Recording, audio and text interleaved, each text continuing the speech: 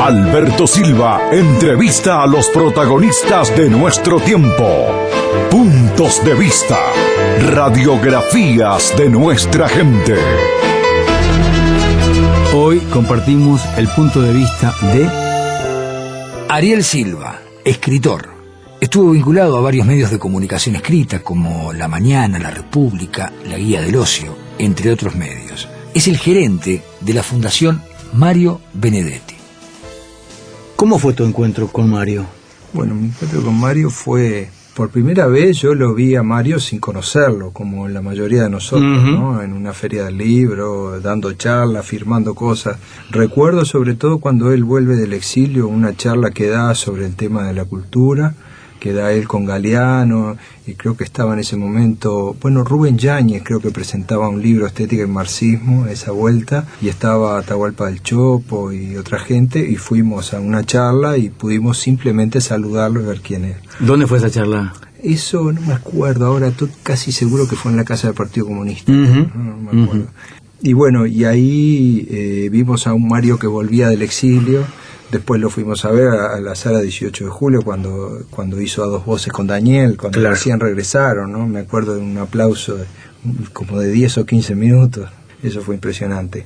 Después, bueno, yo trabajaba en una empresa tenía un tándem, digamos, yo era redactor y tenía un tándem con un dibujante. Ese dibujante era Raúl Benedetti, el hermano de Mario. Y Raúl siempre contaba que Mario estaba muy atareado, que había una cantidad de gente que le pedía cosas, que a pesar de que yo había estado en un taller literario con la profesora Silvia Lago, que había escrito, que con Jorge Arbeleche, que había escrito, que tenía nunca me animé a decirle nada acerca de eso. Y una vez, por una de esas casualidades, Raúl me pide que yo haga una traducción para un familiar que tenía un problema de salud. Yo le hice una traducción, no les quise cobrar, por supuesto, además porque era amigo.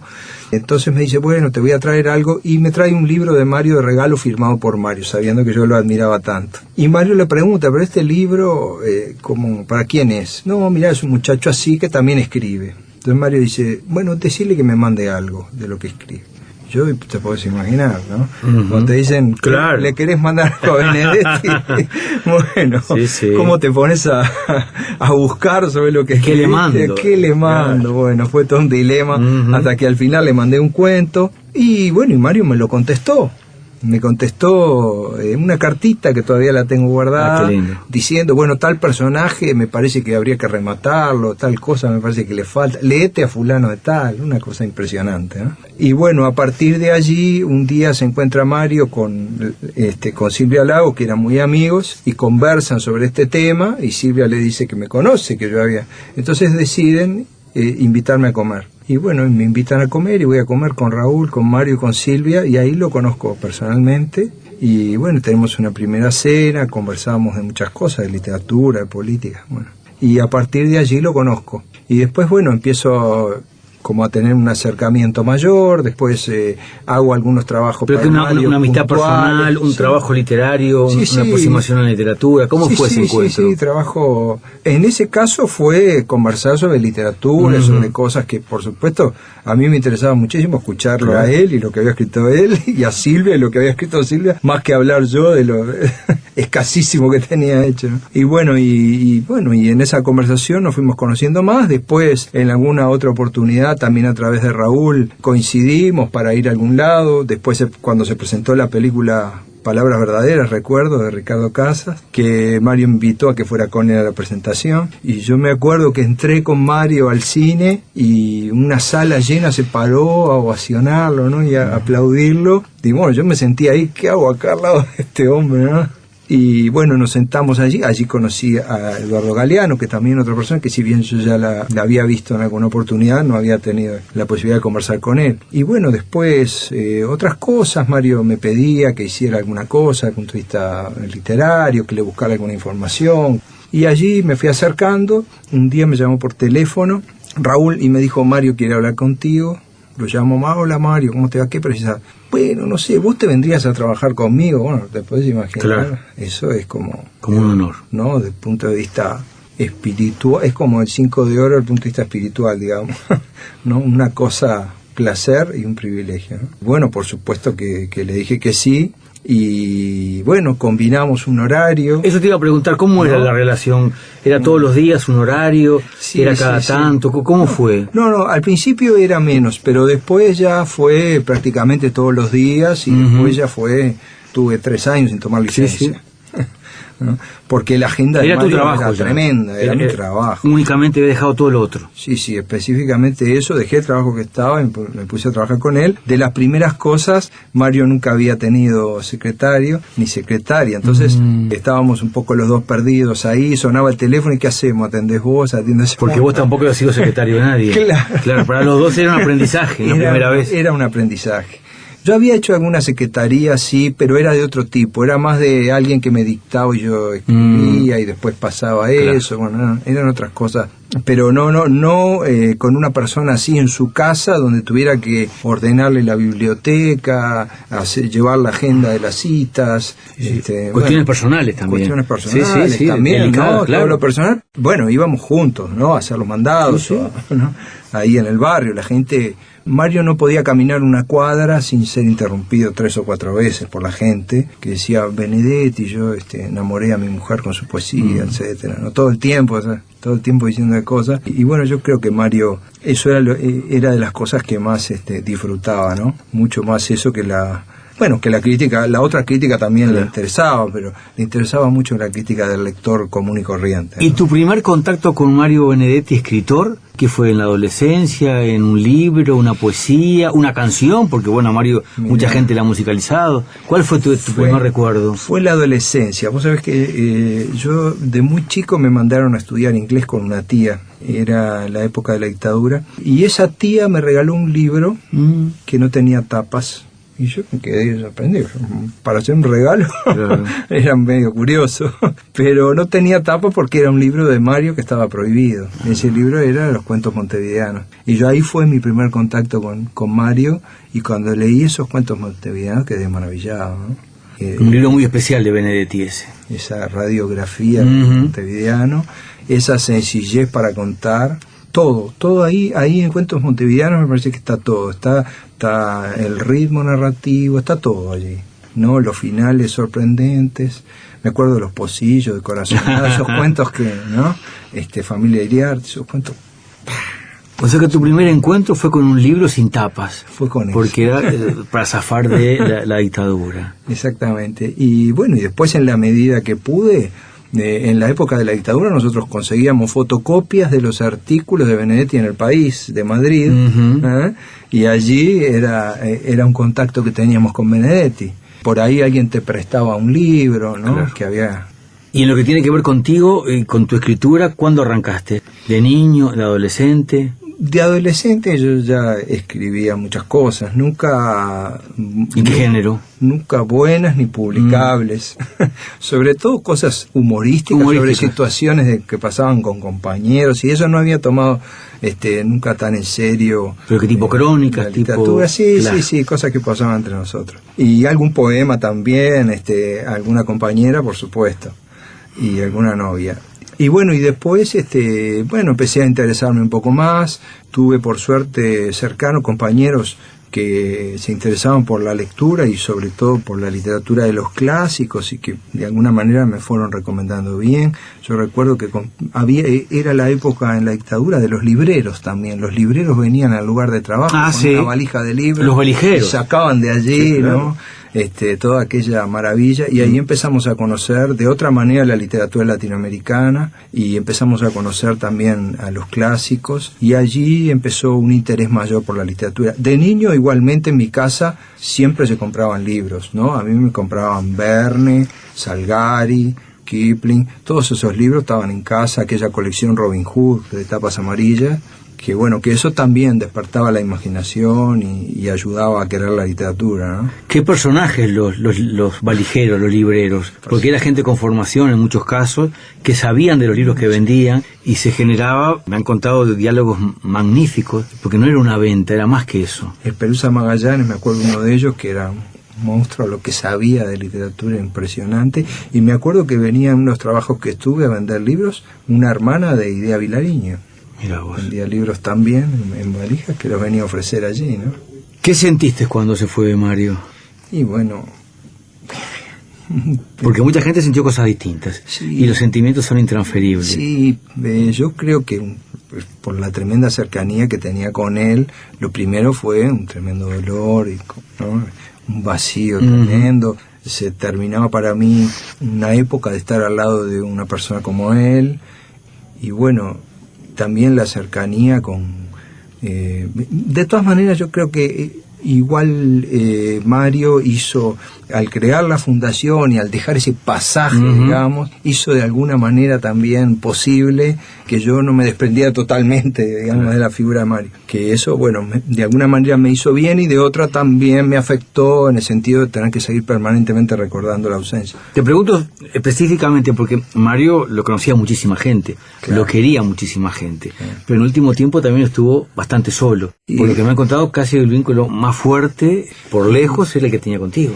Sí, había muchos amigos de Mario No que muchísimos, se pero- acercaban también permanentemente, ¿no? Pero no Porque- todos los días, no una cantidad de horas. no la cantidad no, de no. horas, por supuesto, porque cada uno también estaba en su actividad. Yo estaba todo el día Por eso. al lado suyo, y vivía también todo el proceso de lo que es el armado de una casa, y sobre todo en el último tiempo una persona enferma que necesita determinados cuidados, y armar todo un andamiaje. La gente que estaba cuidando a Mario fue fundamental también en la vida de Mario, que no era yo solo, ¿no? Había otra cantidad de gente, inclusive gente que estaba desde antes que yo, que fue gente que estuvo muy cerca de él también y que le dio mucho cariño, ¿no? Los enfermeros, pero toda la gente que estaba en la casa alrededor también fue gente que lo quiso mucho y que lo contuvo mucho en los peores momentos. Y yo estaba muy cerca, y en ese momento se había dado una circunstancia extraña. Mario me había pedido, en general yo no tomaba licencia, y me decía, bueno, como, oh, te vas otra vez, te vas. Bueno, era una cosa así, un poco de dependencia, ¿no?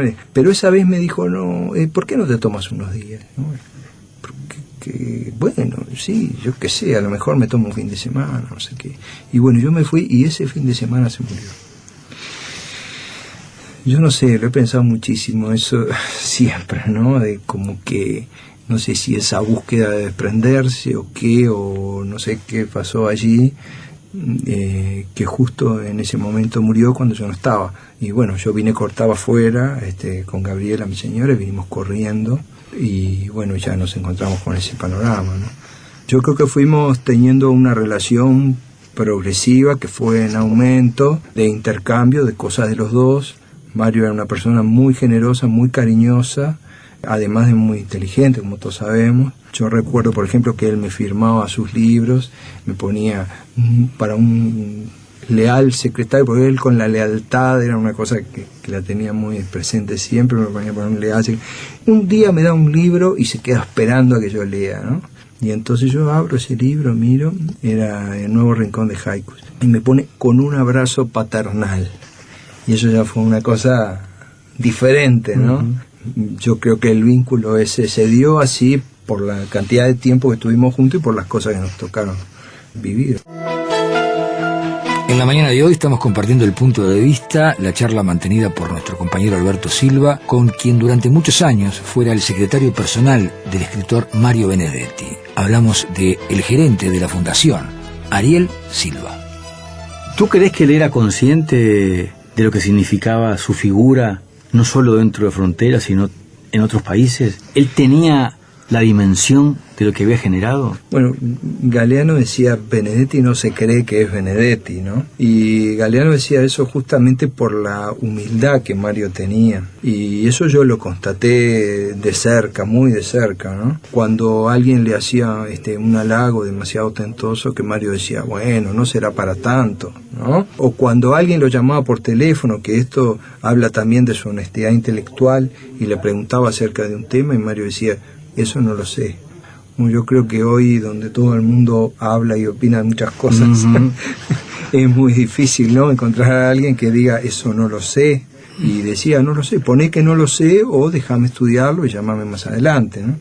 Mario tenía esa honestidad. Por otra parte, claro que sabía que era muy querido y muy admirado, porque la gente se lo demostraba en forma permanente, por lo menos por sus lectores. Mario iba a dar un recital en cualquier lugar y a pesar de sus 80 y pico de años se llenaba de jóvenes. Eso era una cosa extraña. Le preguntaban, Benedetti, ¿cómo es eso? ¿Por qué? ¿Qué pasa eso? Dice, no, pero mire que ellos no vienen a escuchar la figura de un sabio que habla, vienen a cotejar sus dudas, simplemente, ¿no? Tengan en cuenta eso.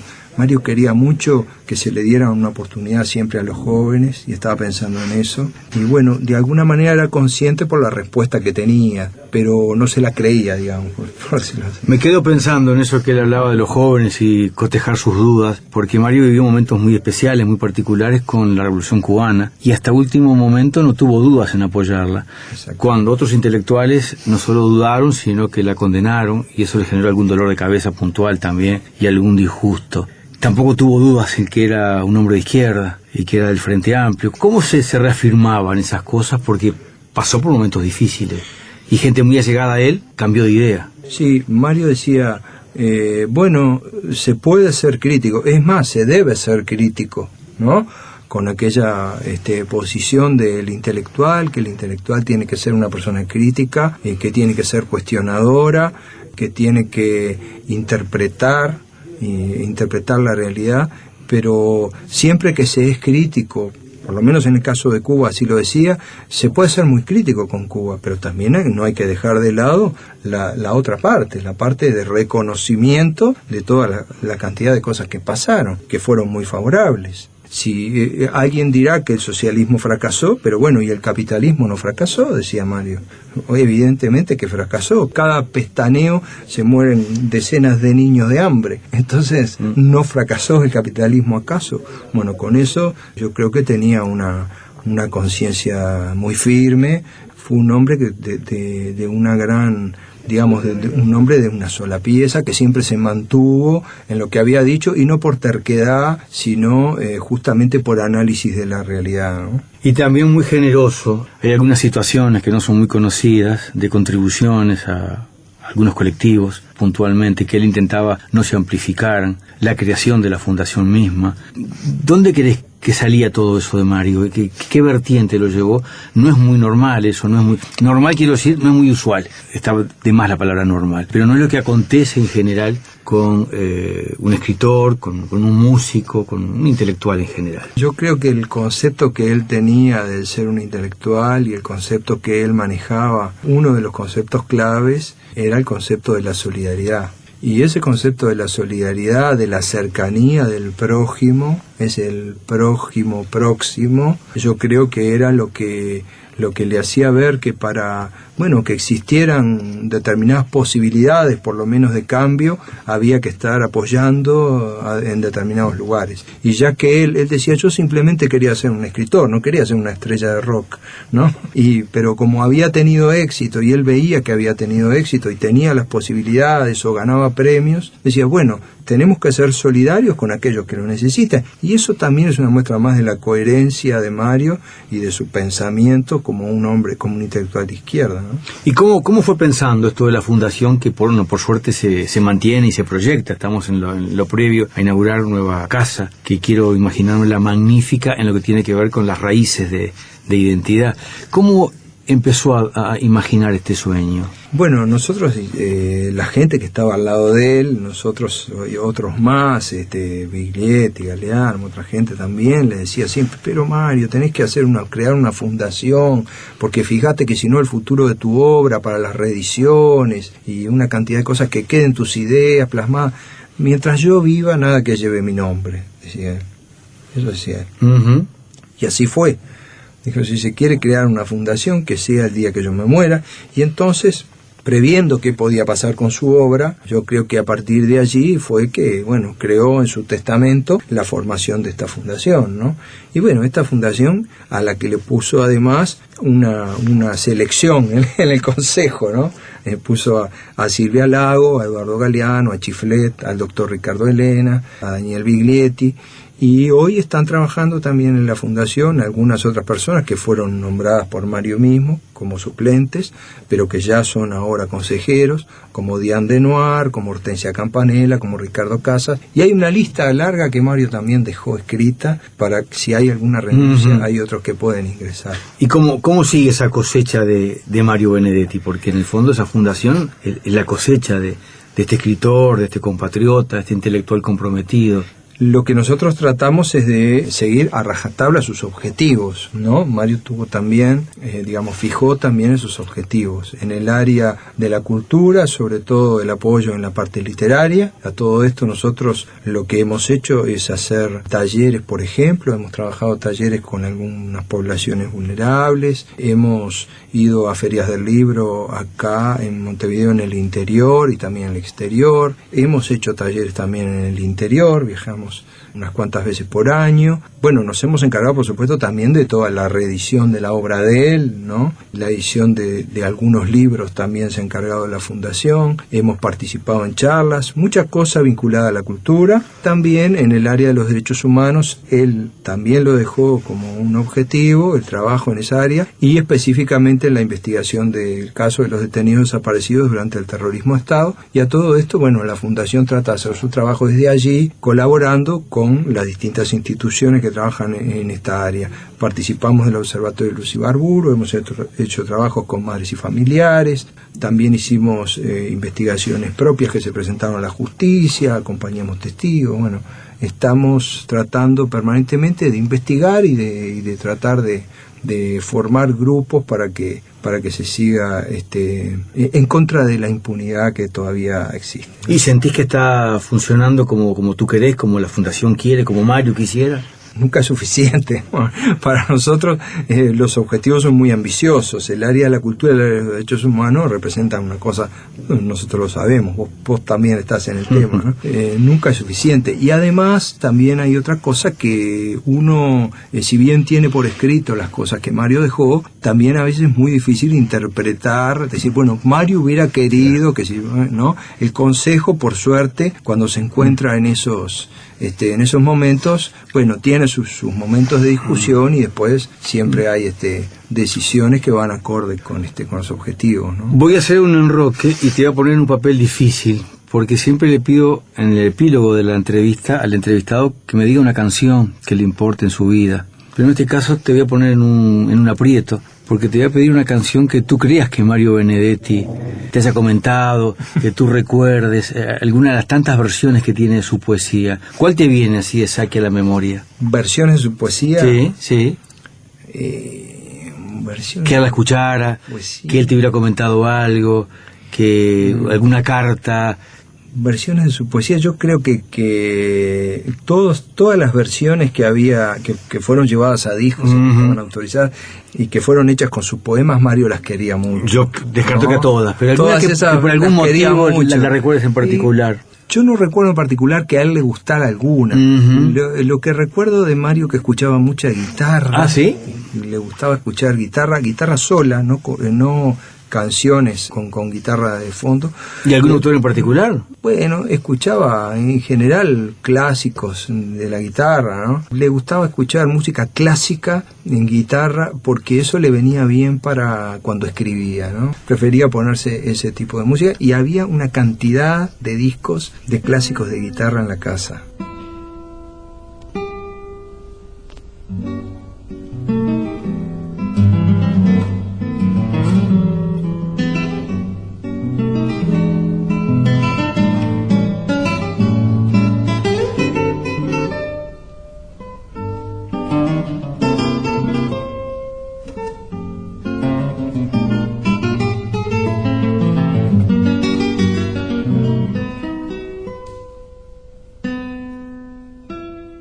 Hemos compartido en la mañana de hoy el punto de vista del gerente de la Fundación Mario Benedetti, el escritor Ariel Silva.